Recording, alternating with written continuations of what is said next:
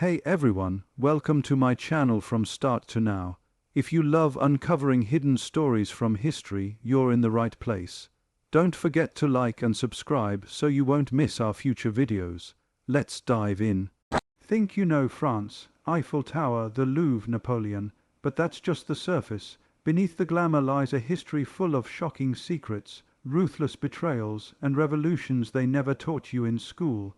Today, we're uncovering the France hidden from history books, a story that will change the way you see this country forever.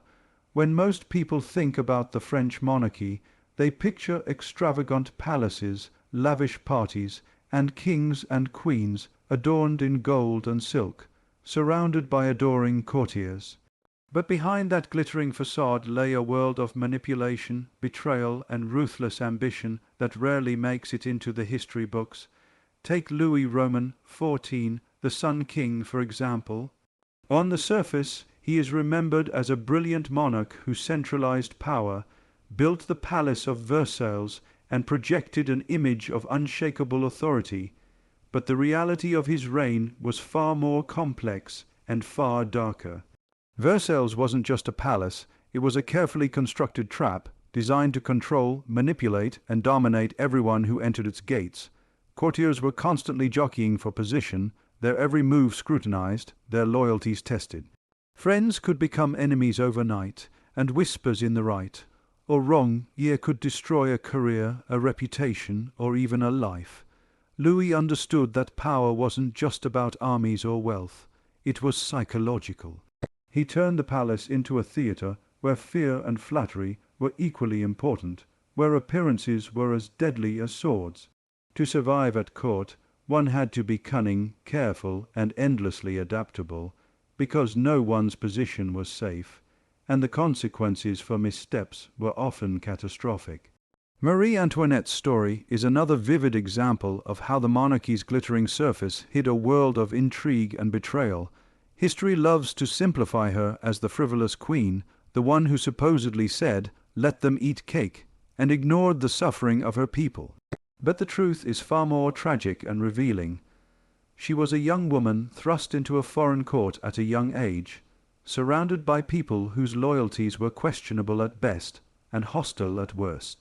From the moment she arrived, she was caught in a web of political games she did not fully understand, constantly targeted by courtiers who saw her as an outsider, and vilified by those who wanted to manipulate public opinion for their own gain.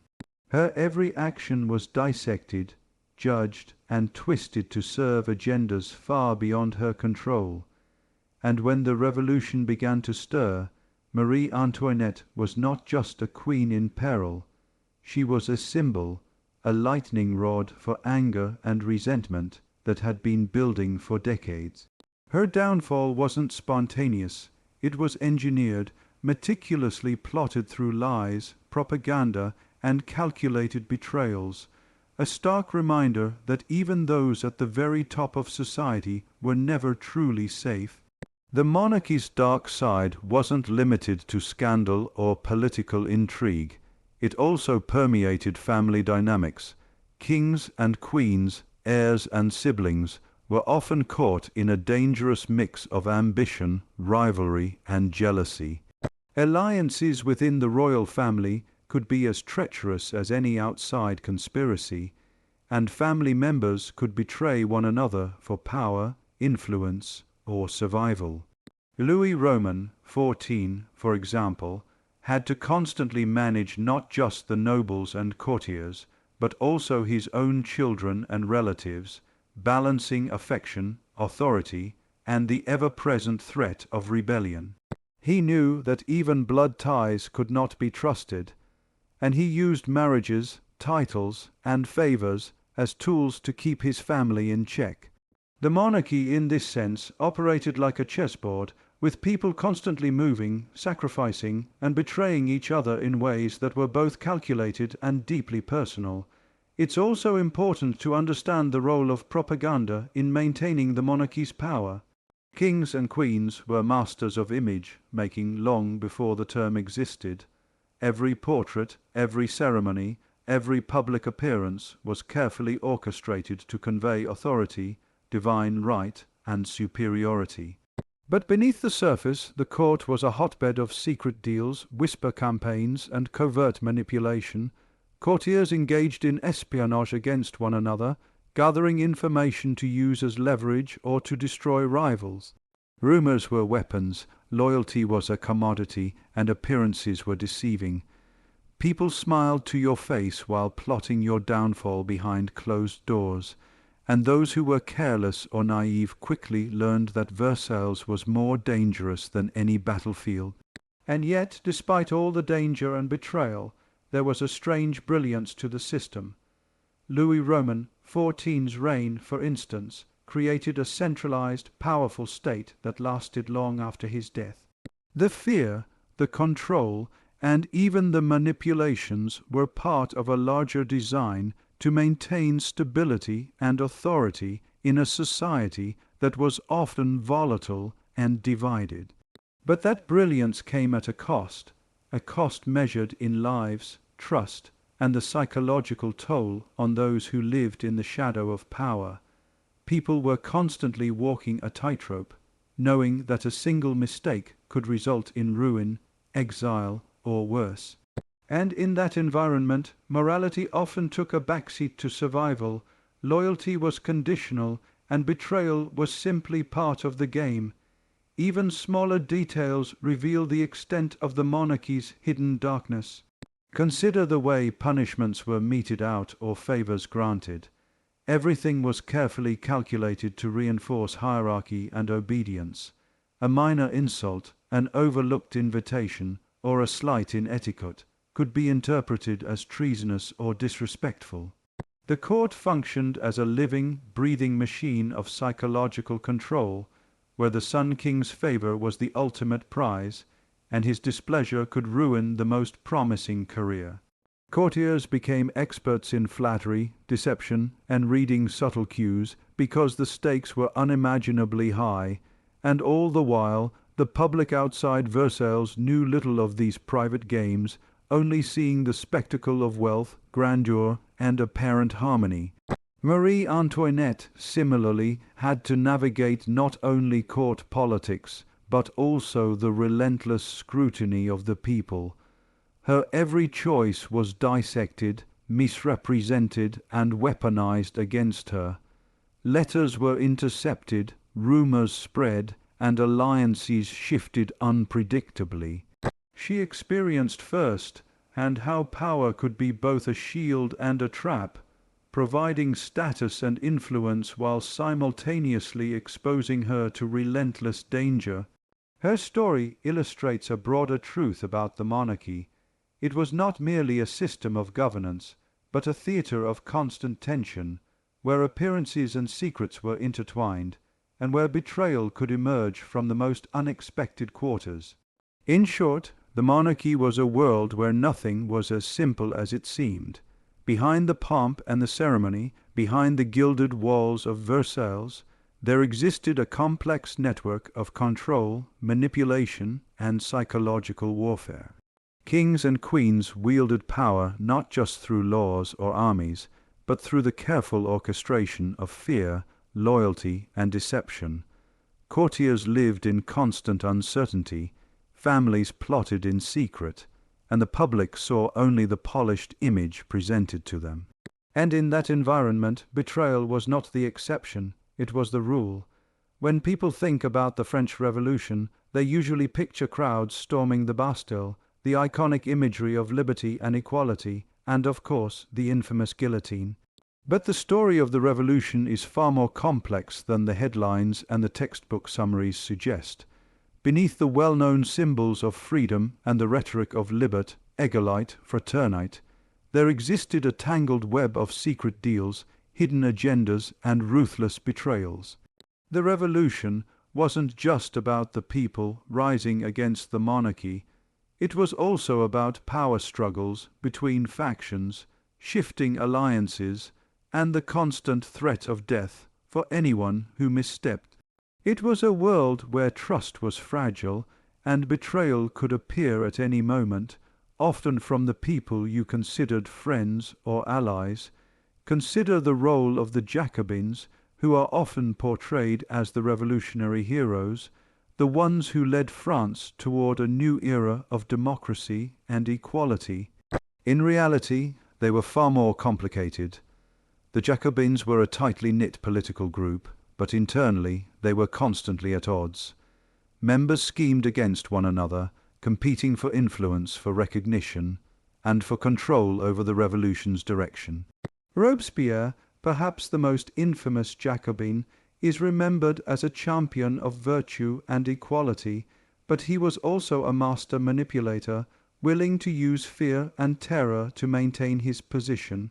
His rise was built on calculated betrayals, strategic alliances, and an ability to present himself as morally untouchable while eliminating anyone who posed a threat. His vision of the revolution was one of absolute control, where even those fighting for the same ideals could not be trusted. Then there were the Girondins, another revolutionary faction who believed in a different approach, emphasizing decentralization and moderation. Their clashes with the Jacobins were not just ideological, they were deadly political struggles. Couriers, spies, and informants moved through the city, carrying secret messages, spreading rumors, and plotting betrayals that could topple entire factions overnight. What looks like chaos from the outside was actually a high-stakes game of strategy, where public speeches, published pamphlets, and even street demonstrations were carefully orchestrated to influence perception and eliminate opponents.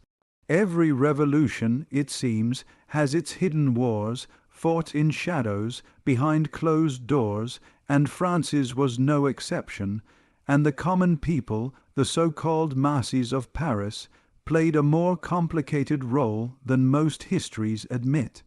They were not just passive actors swept along by events. They were active participants, sometimes with their own agendas, sometimes manipulated by political leaders. Neighborhoods were divided into factions, and citizens often spied on one another, reporting counter-evolutionary behavior to authorities. Betrayal was part of survival. Friends turned on friends, neighbors informed on neighbors, and even families were sometimes torn apart by fear and suspicion. Revolutionary paranoia was not just a tool used by leaders, it became a part of everyday life, shaping how people acted, thought, and trusted one another. The guillotine itself is a perfect symbol of the hidden layers of the revolution. It wasn't merely a method of execution, it was a tool of psychological control. Public executions were carefully staged spectacles, meant to instill fear, enforce obedience, and assert dominance, but behind each execution were stories of betrayal and intrigue. Who had informed on whom? Who had secretly negotiated with enemies of the revolution? Which revolutionary leaders were themselves compromised or secretly conspiring with foreign powers? These questions reveal that the surface narrative of idealism and justice often masked a darker reality of manipulation, fear, and survival at any cost. Even the leaders' personal relationships were fraught with betrayal. Allies could become enemies overnight, letters were intercepted and used as evidence, and loyalties were constantly tested. A single private conversation could spell doom if overheard or misreported. The revolution was as much a psychological battlefield as it was a political one. Every choice, every word, every alliance carried risks that could lead to imprisonment or death. It was a time when morality and ideology were often secondary to strategy and survival, where personal ambition and political necessity intertwined in dangerous ways, and beyond the internal struggles there was the ever-present threat of foreign powers. France was surrounded by nations watching, waiting, and sometimes secretly aiding those who sought to restore the monarchy. The revolution, therefore, was not just an internal upheaval. It was part of a larger international chess game. Leaders had to navigate not only domestic politics, but also the ambitions and schemes of neighboring states. Betrayal could come from the outside as easily as from within. Diplomatic secrets, intercepted communications, and double agents added layers of complexity that are rarely highlighted in popular accounts. The revolution also relied heavily on propaganda and public perception, a tool that could make or break a leader. Revolutionary leaders used newspapers, pamphlets, and speeches to sway public opinion, but behind the scenes, these messages were often manipulated to serve personal ambitions or factional interests. Lies, half-truths, and exaggerations were weaponized, creating an environment in which it was nearly impossible to discern friend from foe. People had to constantly question not only others' motives, but also their own understanding of events. History rarely acknowledges the psychological warfare that accompanied the physical battles of the Revolution, but it was just as critical in determining who survived, who thrived, and who was executed. And while the Revolution is celebrated as a fight for ideals, the hidden reality was that fear and betrayal often outweighed ideology. Leaders turned on each other not because they disagreed about principles, but because survival demanded it. Allegiances were fragile, loyalty was conditional, and the line between hero and traitor was razor thin. Someone celebrated as a revolutionary today might have been plotting the death of a fellow leader tomorrow. And ordinary citizens, caught between these factions, had to navigate these treacherous waters with caution, sometimes making impossible moral choices just to live another day. Even the aftermath of the revolution was full of secret maneuvers and betrayals. When the dust settled and Napoleon began his rise, he inherited a nation scarred not just by war, but by the hidden battles that had raged within it. The revolution had reshaped France, but it had done so through a combination of idealism and ruthless pragmatism, through visions of justice and acts of cold-blooded strategy. The hidden layers of betrayal, factionalism, and manipulation didn't disappear. They became part of the fabric of French political culture, influencing leaders and citizens alike for generations to come. And that is the hidden truth that most histories don't tell. The French Revolution wasn't just a dramatic struggle between kings and commoners, nobles and citizens. It was a complex, layered battle in which secrets, betrayals, and political cunning were just as important as ideology and courage. Trust was rare, alliances were fragile, and survival often depended on the ability to navigate an ever-changing web of intrigue. It's this hidden complexity that makes the revolution both fascinating and terrifying, a story of human ambition and fear intertwined in ways that history books often oversimplify. When we think about France's history, we often focus on dramatic events like the French Revolution or the rise of Napoleon, but the truth is that long before these moments, France was a nation shaped by wars, alliances, and political intrigue that were far more complex than textbooks often admit. Take, for instance, the French Wars of Religion in the 16th century, a period that most people reduce to a simple story of Catholics versus Huguenots. The reality, however, was far more intricate, filled with secret negotiations, betrayals, and shifting loyalties that decided the fate of cities, families, and the monarchy itself. These conflicts were not just about religion, they were about power, influence, and control. Political maneuvering was constant, and alliances could change overnight. Nobles who appeared to support one faction might secretly be negotiating with another, and betrayal was as common as battle. Families were often divided, with brothers, cousins, and even parents taking opposing sides, sometimes betraying each other to secure their own survival or gain favor with a king or prince. The wars were fought as much in private chambers and council rooms as on battlefields, and the outcome of the nation often depended on who could manipulate the complex web of loyalty and deception most effectively. Take the case of Catherine de' Medici, the Queen Mother, who is often portrayed simply as a manipulative figure behind the throne. She was indeed cunning, but her actions were deeply strategic and often necessary for survival. She had to navigate a court divided by religion, ambition, and mistrust, and her influence was built on understanding the hidden power dynamics that others ignored. Her famous use of political marriages, secret alliances, and even covert violence wasn't merely cruelty.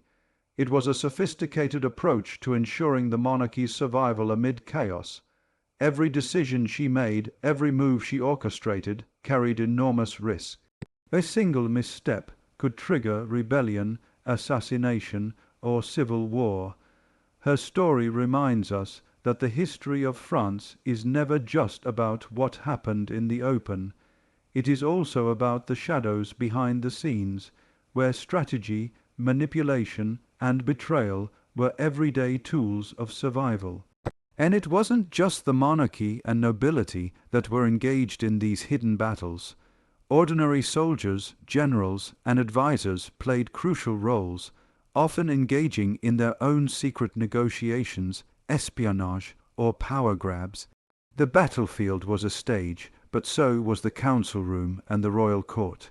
A general might switch sides, a commander might secretly meet with enemy negotiators, or a diplomat might betray his sovereign, all in the name of personal advancement, survival, or ideology. France's wars were not simply between armies. They were networks of intrigue, a complex interplay of ambition, fear, and cunning where victory required more than just military skill. It required understanding the human chessboard that stretched far beyond the front lines. Even Napoleon's rise and the wars he waged were steeped in intrigue. While history often presents him as a brilliant strategist and a military genius, his story is also one of political maneuvering and calculated betrayals. He understood that to maintain power, he needed not only victories on the battlefield, but also control over alliances, loyalty, and perception. He forged relationships with those who could advance his ambitions, manipulated rivals into positions of weakness, and eliminated threats, sometimes in subtle ways, sometimes in brutal ones. His campaigns across Europe were not just military operations. They were extensions of a complex political game where every battle, treaty, and alliance was carefully engineered to serve his long-term vision of dominance.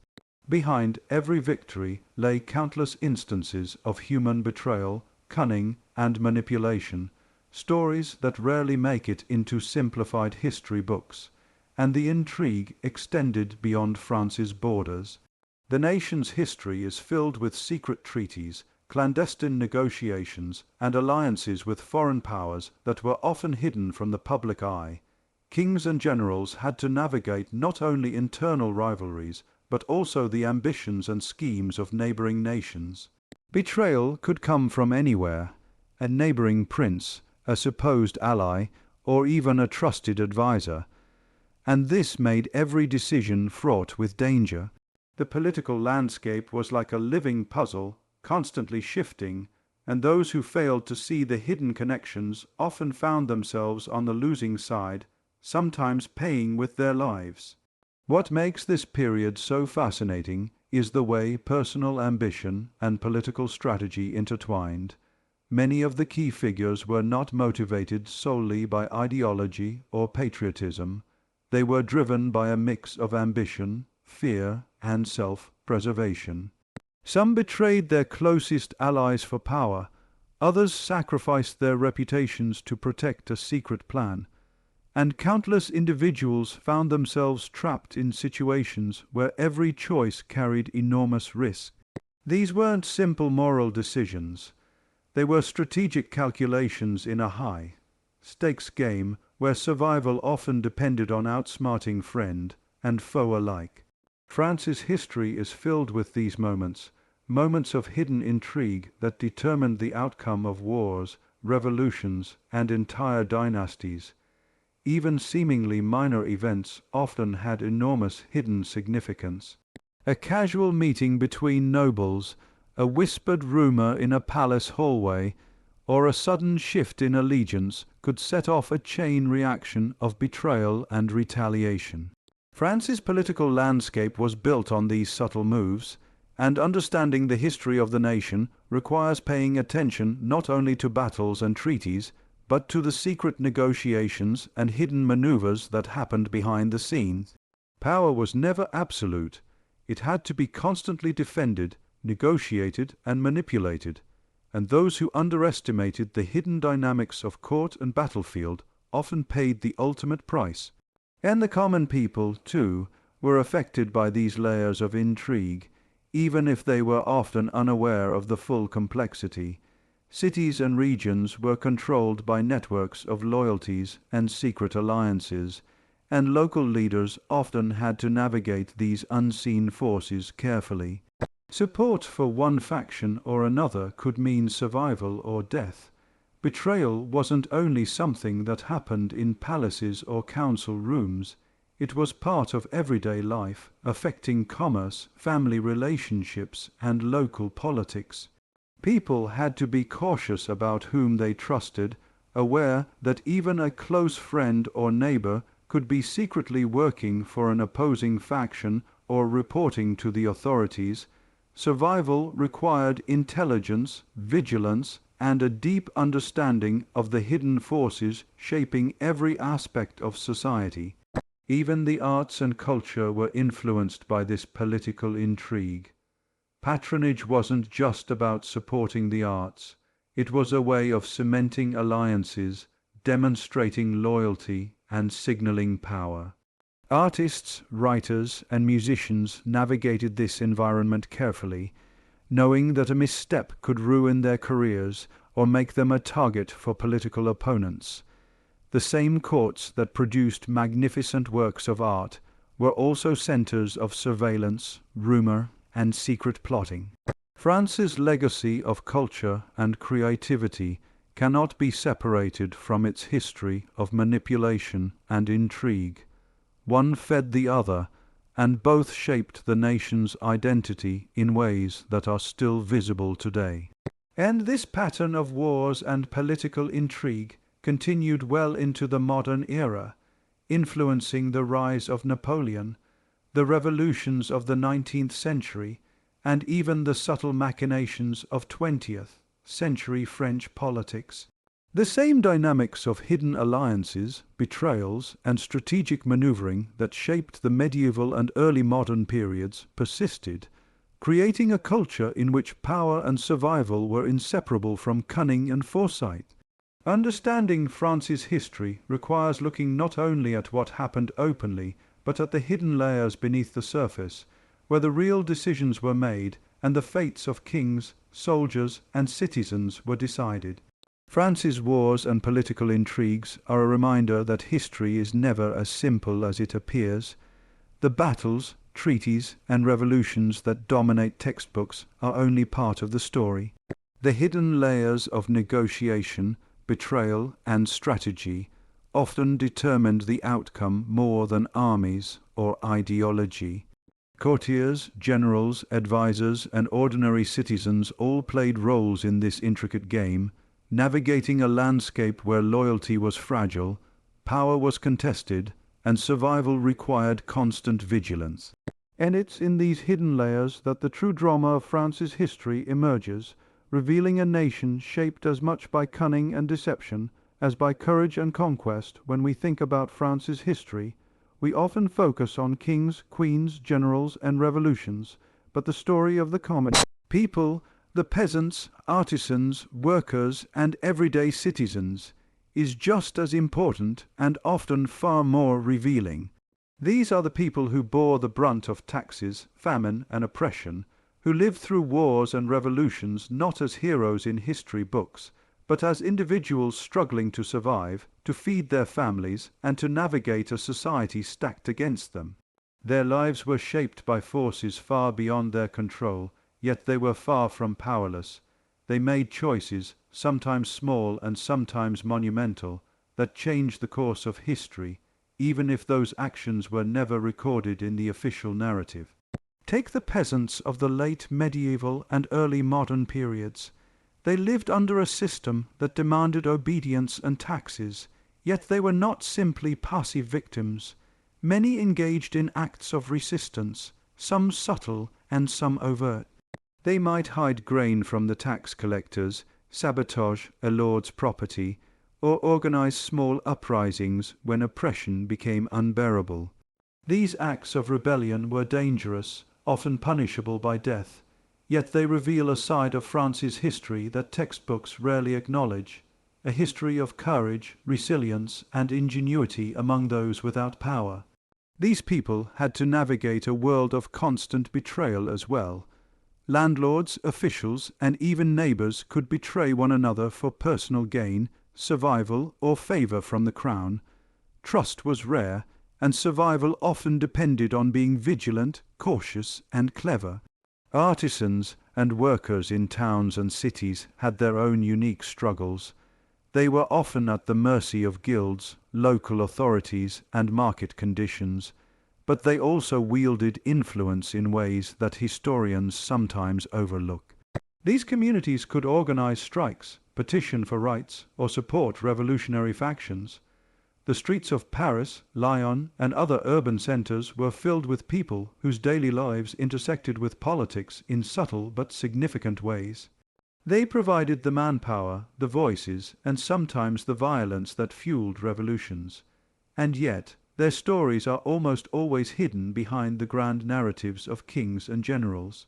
They were not only participants, but also witnesses, spies, informants, and occasional heroes, navigating the dangerous intersection of survival and politics in ways that were both pragmatic and profound.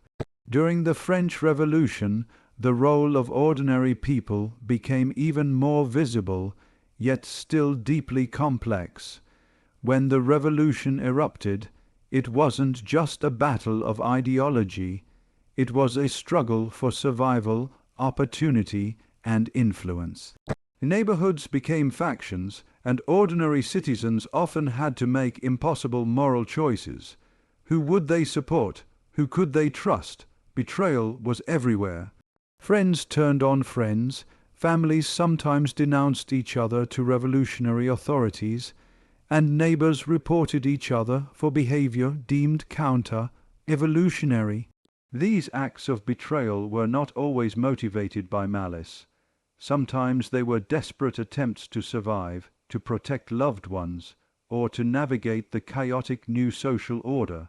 The streets of Paris, especially, became theaters of tension, fear, and sometimes extraordinary courage, where ordinary people made history through actions that were never officially celebrated. And the fear was constant. The guillotine didn't just execute the aristocracy. It also claimed those whose loyalty was in doubt, and that included commoners. Revolutionary leaders relied on denunciations and informants to maintain control, and the consequences for being perceived as disloyal were often fatal. Citizens learned quickly that appearances mattered, that a careless word or a misinterpreted action could lead to arrest, imprisonment, or execution. Yet, even in the face of such terror, people found ways to resist, to support one another, and to assert their agency.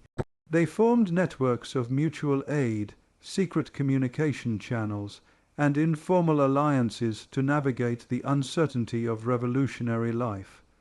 These are the untold stories of courage and survival that paint a far more nuanced picture of the revolution than the official narratives suggest. Even outside the context of war and revolution, everyday life in France was shaped by a complex web of obligations, loyalties, and betrayals. Taxes, tithes, and rents consumed large portions of income, leaving families in perpetual debt. Land disputes, family rivalries, and local politics could turn deadly, and ordinary people had to be astute negotiators, manipulators, and sometimes deceivers just to survive. Children often worked alongside parents. Apprenticeships were harsh and competitive, and women navigated a world where opportunities were limited and expectations were severe. Yet within these challenges, ordinary people found resilience, community, and occasionally ways to bend the system to their advantage. Their stories reveal a France that was vibrant, complicated, and often morally ambiguous, a world where survival required cunning, courage, and sometimes betrayal. Food shortages and famine also shaped the lives of commoners in ways that history rarely fully captures. When crops failed, prices skyrocketed, and the burden fell on the weakest members of society. These crises often sparked riots, protests, and spontaneous uprisings, driven not by ideology alone, but by the raw, urgent need to survive. Citizens looted markets, attacked tax collectors, or banded together to protect their communities, and these acts of defiance often had ripple effects that influenced politics and even the decisions of the monarchy. The people were not simply passive observers. They were active participants whose needs, frustrations, and courage shaped the nation in profound ways. Religion, too, played a complex role in the lives of commoners. Parish priests, local clergy, and religious institutions could be sources of support, but they could also be instruments of control or even betrayal. In some cases, religious leaders sided with authorities against the people, reporting dissent or attempting to suppress resistance. In other cases, they acted as advocates for justice, protecting those in danger and providing guidance during times of upheaval. Ordinary citizens had to navigate these relationships carefully, deciding whom to trust, whom to follow, and when to act independently. Their lives were filled with moral and practical decisions, each carrying potential consequences for survival and influence, and the cultural life of ordinary people adds yet another layer to their untold history. Festivals, folk traditions, local markets, and informal networks of storytelling allowed communities to preserve knowledge, resist authority, and maintain a sense of identity. These activities may seem minor compared to battles and revolutions, but they were vital. They shaped how people understood themselves, their communities, and their place in a society dominated by elites. In many ways, these practices were acts of quiet rebellion, maintaining cultural continuity and personal agency in the face of oppression and upheaval. What makes the story of the common people so fascinating is how it intertwines with the grand narrative of France. Without the resilience, courage, and sometimes desperate cunning of ordinary citizens, revolutions might have failed, policies might have gone unchallenged, and history would have looked very different. These untold stories remind us that history is not just made by kings, queens, or generals. It is also made by the countless men and women who live through extraordinary circumstances, navigating betrayal, survival, and opportunity with courage, intelligence, and sometimes moral ambiguity. Their contributions, struggles, and hidden acts of bravery are what give depth to the story of France, creating a richer, more human understanding of a nation often defined by its elites rather than its people. When most people think of France, they imagine art, architecture, fashion, and culture. The Eiffel Tower, the Louvre, magnificent cathedrals, and world-famous paintings come to mind, but beneath the beauty and elegance lies a hidden layer of history, full of shadows, secrets, and untold stories that shaped the nation in ways most people never learn. France's culture was not just created in isolation. It was influenced by power struggles, hidden agendas, secret societies, and political maneuvering that touched every aspect of society. The masterpieces, the grand palaces, and the renowned cultural achievements were often built on a foundation of exploitation, intrigue, and manipulation, a truth that adds depth and complexity to the story of the nation. Take the Louvre, for example. Today, it is celebrated as a world-class museum, home to priceless works of art, but its history is far more complicated. Originally a fortress and royal palace, the Louvre was a center of power and strategy. Behind its walls, decisions were made that affected the fate of the monarchy, the lives of nobles, and the destiny of France itself. Secret chambers, hidden passageways, and discreet meetings were commonplace. Courtiers, artists, and advisors all operated within a world where appearances were everything, and betrayal was a constant threat. The art itself often carried hidden meanings, political messages, or subtle propaganda designed to signal loyalty, influence perception, or assert power. Every brushstroke and architectural flourish could be both a statement of beauty and a tool of strategy, revealing the intersection of culture and political intrigue in ways that are invisible to the casual observer. France's architecture tells similar stories. The grand palaces, cathedrals, and chateaux were not only symbols of wealth and power, they were instruments of control. They projected authority, intimidated rivals, and sometimes concealed secret rooms and passageways used for espionage, escape, or clandestine meetings.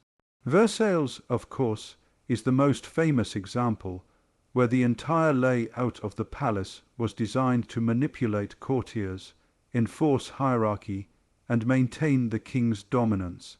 But even smaller chateaux and urban palaces had similar purposes, with hidden stairways, private chambers, and secret networks that allowed their occupants to influence events behind the scenes.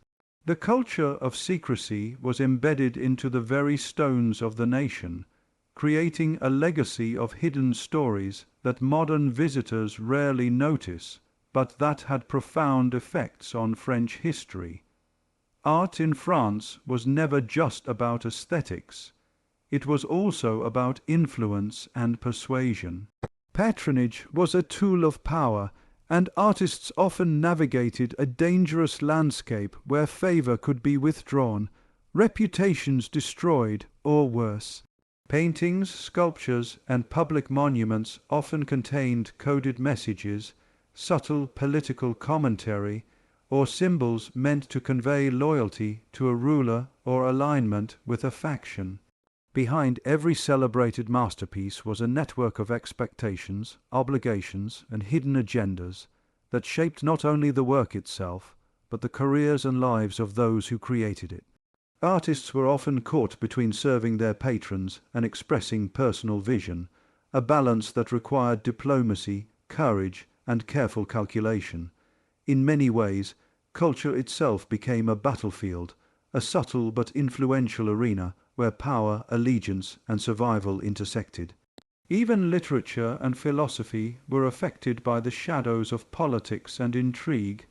Writers, thinkers, and scholars navigated censorship, patronage, and political pressure, often embedding their ideas in metaphor, allegory, or hidden symbolism to avoid persecution.